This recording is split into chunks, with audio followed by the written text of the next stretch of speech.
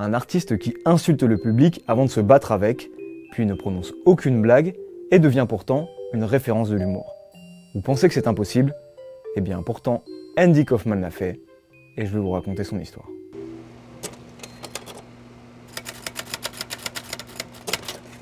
Andrew Geoffrey Kaufman naît le 17 janvier 1949 à New York. Il grandit dans une famille d'origine juive, avec 3 enfants dont il est l'aîné. Très tôt, le jeune Andy se passionne pour l'art du spectacle. Alors qu'il n'a que 4 ans, dans sa chambre, il crée sa propre chaîne TV devant un public imaginaire. Il invente alors une grille des programmes très précise avec des films d'action, des drames et même des films muets. Évidemment, c'est lui qui interprète tout ça devant son mur. Mais ses parents, Stanley et Janice, sont assez inquiets. Pendant que les autres enfants jouent dehors et s'amusent entre eux, Andy, lui, s'agite et parle tout seul dans sa chambre pendant des heures. Ils finissent donc par lui interdire tout ça. À la place, le gamin regarde la télévision. Un après-midi, il tombe sur un programme de catch et se passionne pour ce sport. À tel point que, alors qu'il est à peine âgé de 7 ans, il s'entraîne avec son jeune frère Michael et lui demande de reproduire une prise. Résultat, Andrew se retrouve en béquille pendant 2 semaines. Même s'il devient fan de catch, Andrew n'oublie pas sa passion première, divertir. Mais cette fois-ci, il ne le fait plus devant un public imaginaire. Dès l'âge de 9 ans, il commence à travailler comme animateur lors de fêtes d'enfants. Il réalise des tours de magie, des jeux et écrit même de petites chansons qu'il interprète. En 1968, il s'inscrit au Graham Junior College de Boston, où il étudie la radio et la télévision et dont il sort diplômé en 1971.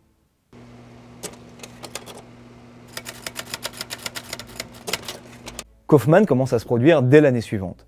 Mais contrairement aux autres comiques, il déteste faire des blagues et ne cherche pas à faire rire. Ce qu'il veut, lui, c'est, je cite, « manipuler la réaction des gens ». Il débute en interprétant un personnage appelé Foreign Man, ou l'étranger. Un homme qui dit venir de Caspiar, une île fictive de la mer Caspienne. Avec sa voix aiguë et son faux accent, il enchaîne les imitations nulles de personnalités américaines.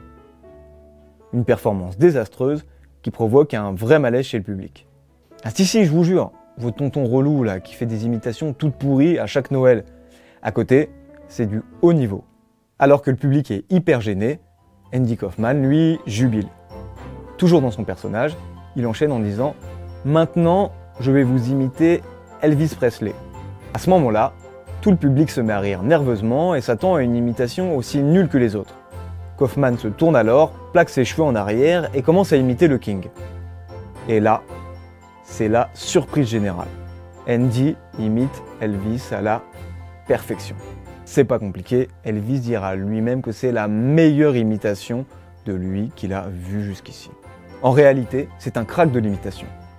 Le public est bluffé et comprend qu'il s'est fait avoir. Andy, lui, est ravi. Il a imposé le style Kaufman. Grâce à son numéro et son style hors norme, il se fait remarquer. Son personnage est rebaptisé Latka et il se produit de plus en plus. Et Kaufman séduit aussi la télévision. Après l'avoir vu jouer, des producteurs lui demandent de rejoindre la série Taxi pour y interpréter Latka.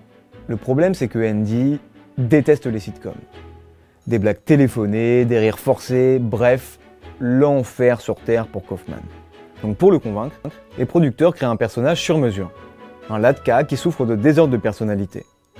Ainsi, l'artiste peut interpréter plusieurs personnages à la fois. Bingo, Andy accepte. Parallèlement, il continue à se produire sur scène. Mais avec le succès grandissant de son personnage à la télévision, une grande partie du public ne vient que pour ça et l'interpelle en plein sketch. Une situation qu'il déteste. Donc pour les punir, Kaufman se met alors à lire Gatsby le Magnifique pendant plusieurs heures, devant des spectateurs médusés, dont la plupart décident de quitter la salle. Oui, on vous l'a dit, Andy déteste ne pas pouvoir tout contrôler. Et puis Gatsby, c'est sympa non aussi?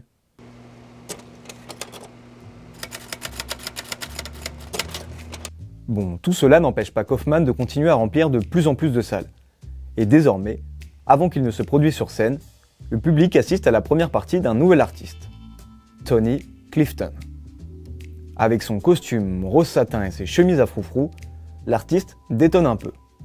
Ce chanteur de piano-bar a certes une dégaine un peu particulière, mais c'est surtout dès qu'il s'exprime qu'il se fait remarquer. Quand il ne chante pas avec sa voix nasillarde, il insulte et menace le public, où il descend dans la salle pour humilier certains spectateurs. Mais vous allez me dire pourquoi Kaufman fait appel à ce gros malade de Clifton qui pourrit son show en faisant sa première partie. Eh bien tout simplement parce que Clifton n'est autre que Andy Kaufman lui-même. Eh oui, Kaufman a encore eu tout le monde. Mais ce n'est pas tout. Pour semer la confusion et faire croire que Clifton est bel et bien un vrai artiste, il demande à son co-auteur Bob Zmuda de l'interpréter alors qu'il se trouve lui-même sur scène. Certaines fois, c'est même son frère Michael qui joue Clifton.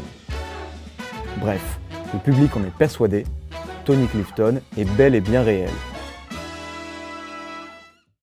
Et si la situation fait déjà beaucoup rire Kaufman, pour lui, ce n'est pas assez. Alors qu'il est déguisé en Tony Clifton et interviewé par plusieurs médias, il insulte Kaufman, l'accusant de salir sa réputation. En boss final du canular, Kaufman tente même le coup ultime. Il demande à ce que Clifton soit invité sur le plateau de la série Taxi pour y jouer quelques scènes. Alors qu'il se rend sur place, il devient fou et insulte tout le monde, au point de se faire dégager du plateau par des agents de sécurité. Toute cette histoire est même rapportée par des journalistes présents sur place, ce qui évidemment rend fou de joie Andy. Oui, c'est sûr que si votre meilleur canular ça reste un poisson d'avril que vous avez fait quand vous aviez 10 ans, Andy est un niveau au-dessus.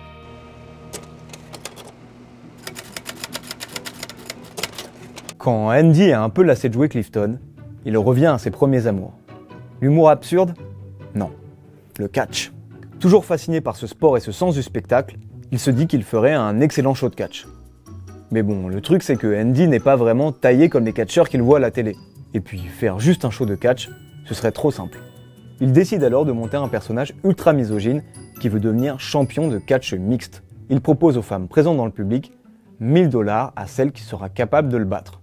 Et évidemment, pour créer un personnage encore plus antipathique, il les provoque. Forcément, ça marche. Les combats mixtes s'enchaînent et Andy reste le champion incontesté de la discipline qu'il a lui-même créée. Non seulement Kaufman s'attire les foudres des femmes du public, mais la situation énerve également Jerry Lawler, un catcheur professionnel qui lui propose de l'affronter.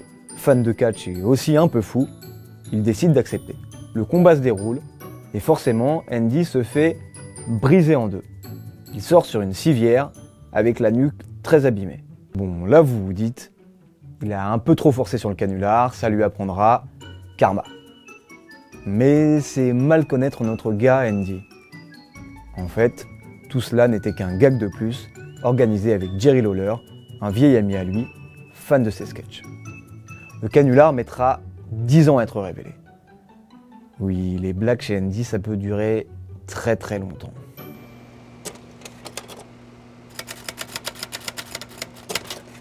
Par la suite, Andy Kaufman fait plusieurs apparitions à la télévision, notamment dans l'émission Fridays d'ABC, où il refuse de jouer un personnage ayant fumé de l'herbe. Il participe également au célèbre Late Show de David Letterman ou encore au Tonight Show. Mais c'est en 1979 que Andy concrétise son rêve de gosse, avoir sa propre émission à la télé. En 1983, il obtient une deuxième émission, diffusée sur PBS cette fois, The Kaufman Special. Alors que Andy est au sommet de sa gloire et réalise enfin son rêve d'enfant, il apprend la même année une terrible nouvelle. Il est atteint d'un cancer du poumon. Il l'annonce à ses proches qu'il aide à combattre la maladie en tentant plusieurs traitements, notamment la chimiothérapie. Mais malheureusement, le 16 mars 1984, il meurt des suites de complications liées à la maladie. Jusqu'à sa mort, Andy aura caché son cancer sauf à ses proches. C'est pourquoi, au moment de l'annonce de son décès, le public est tellement surpris qu'il pense que c'est un nouveau canular de l'artiste. Une théorie pas si folle puisque Kaufman, qui cherchait le canular ultime, avait dit plusieurs fois à son co-auteur qu'il aimerait mettre en scène sa propre mort avant de réapparaître 20 ans plus tard. Mais le 16 mars 2004, alors qu'une fête est organisée en son honneur, Andy ne réapparaît évidemment pas. Andy Kaufman était et restera un artiste à part entière. Et sa carrière unique en son genre a inspiré le monde du spectacle, mais aussi celui du cinéma. Et c'est ainsi qu'en 1999, le talentueux réalisateur Milos Forman réalise un biopic sur lui, Man on the Moon. Pour interpréter le personnage, Forman choisit Jim Carrey, dont une des idoles n'est autre que Andy Kaufman lui-même. Si une fois le costume d'Andy endossé, la ressemblance entre les deux artistes est frappante, elle ne s'arrête pas là. Sur le plateau, le comédien veut totalement rentrer dans son rôle, et pour cela, il a une solution. Être Andy Kaufman sur le plateau, mais également en dehors. Durant toute la production du film, Jim Carrey se prend pour Andy Kaufman ou Tony Clifton, ce qui oblige les techniciens à l'appeler Andy pendant des mois et provoque même une dispute avec le réalisateur. Une performance bluffante mais qui a laissé des séquelles sur Carrey. Dans l'excellent documentaire Jim et Andy The Great Beyond, le comédien explique qu'il a été possédé par Andy Kaufman pendant plusieurs mois, avant de déprimer, puis de redevenir lui-même, parce qu'après tout, le cinéma, c'est que du cinéma. Merci d'avoir suivi cette vidéo jusqu'à la fin. Si vous l'avez aimée, n'hésitez pas à la liker, la partager et à vous abonner à la chaîne de 20 minutes. Dites-nous également en commentaire si vous souhaiteriez qu'on parle d'une personne qui a inspiré un film ou une œuvre en général.